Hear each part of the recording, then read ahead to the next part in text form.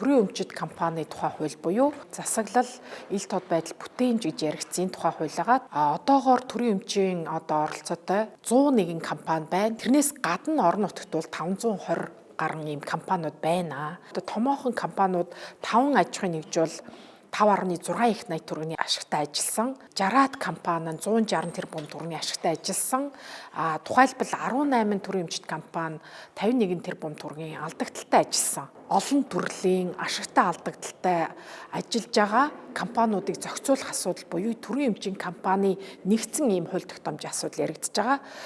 Энэ дотор бол малгай компани тухай хууль бол өөрөө байна. Төрийн өмчит компани тухай хуулиар олон асуудлууд шийдэхийн нэг нь хамгийн гол нь засаглал ил тод сайн яг ард иргэдийнхаа төлөө оновчтой сайн ажилласан байхын тулд тухайн төлөөлөл удирдах зөвлөлийн бүтцээс ажиллах журмаас сонгон шалруулалтаас гихчлэн эхэлж байна. Тэгэхээр эдийн засгийн үр ашиг тооцох гэхээр жил болгоны эцэст төрийн өмчит компаниуд алдагдaltaй ажиллаж байна. Алдагдaltaй ажиллах юм бол яах гэж байж байгаа гэдэг асуудал хөндөгддөг.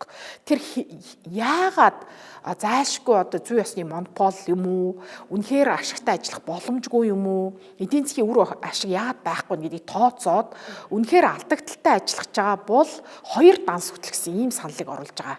Яг эдийн засгийнхаа үр ашигыг тооцсон, орлого зарлаа тооцох, ашгаа гаргах нэг хэсэг, заашгүй алдагдaltaй ажиллаж байгаа бол төрийгэ үндэслэл шалтгаантай нь тооцдог, ил тод гаргадаг, алдагдaltaй тэр хэсгээ хөтэлдэг данс гэд 2 данстай.